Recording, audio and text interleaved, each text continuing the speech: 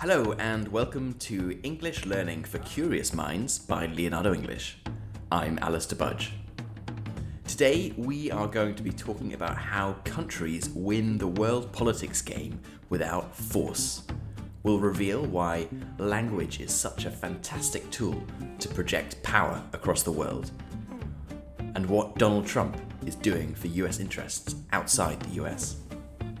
Yes, it's time to learn about how soft power is a vital tool in the global diplomatic toolbox. Before we head fully into this podcast, I just wanted to remind you that you can find the key vocabulary and transcript for this podcast on leonardoenglish.com. There's also a load of interesting material on the blog about how to learn English effectively with podcasts, so that's well worth a look if you haven't done so already. Okay, so soft power. In the age of the self-proclaimed strongman, where world politics is seen by some to be a zero-sum game, it's worth looking at one way in which countries have projected their power onto the world through soft means. We'll start by defining what soft power actually is, and look at some examples of soft power. Then we'll talk about how countries have used this to their advantage, and finish by discussing whether it's actually really important after all. Okay, so to begin with, what is soft power? If you were to look up the phrase in a dictionary, you'd find the definition of soft power as a persuasive approach to international relations, typically involving the use of economic or cultural influence. Really, what it means is the ability of a country to influence other countries and other people through influence and attraction as opposed to coercion. It's the opposite of hard power, which means a country getting its sway by forcing another country to do something, normally military force of some kind, threats or sanctions. To give you a practical but basic example, if I'm a country and I want to expand my power by increasing the number of people under my rule, I can either decide to use hard power and invade another country with my army and conquer its people, or I could make my country seem so attractive and aspirational that people from another country would want to just come and join it. So I don't have to attack the other country if I want to get its people to come and live in my country. The term was coined by Joseph Nye, the Harvard political scientist, in 1990. But he by no means invented the concept. Countries have been engaged in soft power since the start of time, since the birth of nations. However, it has become more and more of a tool for a few reasons. Firstly, it's no longer quite so acceptable to just attack another country and steal what they have. While this might have been okay for Genghis Khan and debatably actually still acceptable well into the 20th century, a country normally can't just invade another and expect to get away with it. To the majority of the world's population, force and aggression isn't really considered aspirational in the way that it once was. Secondly, in a globally connected world, soft power can actually spread very easily. It's much more effective in many ways than hard power, especially as it's often much cheaper, as countries can actually get their citizens to do the work for them. This has its own share of issues, which we'll come to in a bit. According to Nye, a country's soft power rests on three things. Its culture, so in places where it's attractive to others. Its political values, so when it lives up to them at home and abroad. And its foreign policies, so when others see them as legitimate and having moral authority. Can you think of any examples of soft power? Well, I guess that this podcast is, indirectly at least, a great example of British soft power. Language is one of the oldest and most powerful examples of a country exerting its soft power. English has become the lingua franca for much of the modern world. This is, I imagine, one of the reasons that you are learning it. The fact that English has such a dominant position is great for the soft power of countries that speak English.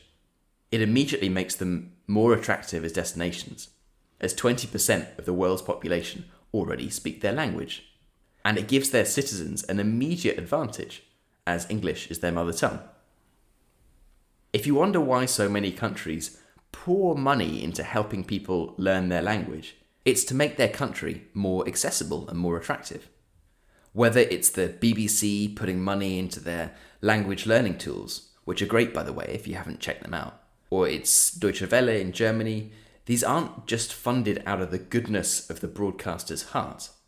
They are there to project linguistic power all over the world. In fact, if you are wondering which country is often considered to be the best at soft power, it's the UK. Does this come as a surprise? Well, the UK is the 78th largest country in the world by land area and 21st by population. But it packs a sizable punch and is currently the 6th largest economy in the world. How? It's not all down to soft power, of course, but it does play an important part. Things like the royal family, the BBC, the Premier League, the Spice Girls, the English legal system, these are all parts of British soft power that are known all over the world. With the prevalence of the English language as well, the UK is firmly positioned as one of the world's dominant soft power nations, even if economically it's likely to continue its gradual decline in the world rankings. The UK, of course, has been a global or at least regional power for hundreds of years. Although colonization was, of course, completely the opposite of soft power, what it has left behind are institutions and laws that continue to project British soft power across the world. But the UK isn't the only country that has realised the power and the potential of soft power. I should also point out that in the 2019 soft power report, it has slipped into second place. France always ranks pretty highly in any league table of soft power and came top of the rankings for 2019. It has a strong cultural footprint with a history of philosophy, art, film and literature, and the French Revolution has projected it as a strongly republican country with values that anyone around the world can aspire to. Italy as well has had a similar imprint on the world culturally. You can probably find an Italian restaurant, or at least someone who will sell you some sort of pizza, almost anywhere in the world. And Rome remains one of the world's most popular cities for tourism. The US, of course, has historically shown mastery of soft power.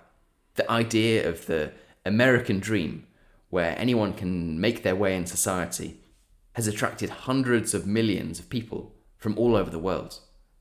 And the success of American business and the projection of the American ideal through music, film and literature just amplifies this message all over the world. But also, more recent world powers are just waking up to the importance of soft power and the power of a strong global image. China, for example, has, of course, historically been a great power, but always within a regional context. It never really sought to expand its territory beyond what was deemed Chinese territory, at least in the way that European powers did. In the past 30 years, China has really started to push its soft power agenda, funding institutes to learn Chinese around the world, called Confucius Institutes, and then also providing an alternative to World Bank or IMF funding for countries all over the world, especially in Africa. Many Middle Eastern states, especially those with relatively newfound oil wealth, are trying to change their image. Whether it's buying Premier League football clubs, acquiring Renaissance art, or investing in US technology startups, many of the Gulf states are trying to portray themselves as enlightened modern states, despite a lot of their politics actually not really keeping up with this at all. Of course, being able to practically print money thanks to vast oil reserves makes this all a lot easier. But soft power isn't something that any country can just switch on and off, even if they have enough cash in the bank, as we'll come to in a bit. Okay, so we've established that soft power can be a pretty powerful tool, and that countries are starting to invest heavily in it. But if soft power is such a powerful option in the diplomatic toolbox, then why isn't every country just prioritizing this as an initiative? Well, there are a few reasons. Firstly, it takes time. It's a long game and results don't happen immediately. In an era when politicians are fighting for re-election and are only thinking in timeframes of under 5 years, for the most part, big soft power initiatives are unlikely to reap benefits during the politician's time in office. Secondly, for the most part, it's not just something that can be turned on when you want it to, especially from a cultural point of view. The great artists, filmmakers, writers, and creators, they are a product of the society that they grew up in. They're a product of the education they received, and a country can't just decide that it wants to create a great artist or playwright, and they just emerge. It's something that isn't controllable, although of course you can foster the environment to help culture blossom. And of course, it takes time. Thirdly, it's hard to measure. Politicians love sound bites and hard numbers. GDP has increased by X%, unemployment has reduced by Y. Really, investing in soft power initiatives isn't something that will give immediate results, as we already mentioned. And even when it does, it's not an easy thing to measure. And this is one of the reasons why it's so often ignored. One timely example is in the US under the presidency of Donald Trump. His administration has been forthright in the fact that they are putting America first, being hostile towards immigrants compared to previous administrations, and are demonstrating values that I think most people would struggle to argue are aspirational. When compared to Barack Obama, who was a hugely popular president outside the US, Donald Trump has done a lot of damage to America's soft power. There was a survey of Europeans in September of 2019, and the results were pretty damning. Just 5% of Europeans said that they trust Donald Trump. And there are multiple reports that support the theory that he is doing severe damage to American soft power around the world. Indeed, in 2016, the US was ranked as the most powerful country in the world in terms of soft power. But by 2019, it had slipped down to 5th place below France, the UK, Germany, and Sweden. As a self-proclaimed strongman, he would likely say that he doesn't care and the power of economic sanctions or the US Army is all that matters. However, history would certainly suggest this isn't completely correct. So, in a world where so many politicians see hard power as the only method to get what they want, what does the future hold for soft power? Well, I want to close with 2 final points today. Firstly, the importance of soft power is far from over. While some politicians may be moving away from investing heavily in it right now, this is bound to come back and bite their countries in the long run. While investing in soft power, or rather the institutions that help foster soft power today, will pay dividends for years to come, not investing in soft power is just set to disadvantage future generations. The countries today with the strongest soft power are reaping the benefits from things that were set in motion tens or hundreds of years ago. Secondly, this shift away from soft power by some larger countries, the US for example, has left a void and opportunities for other smaller countries.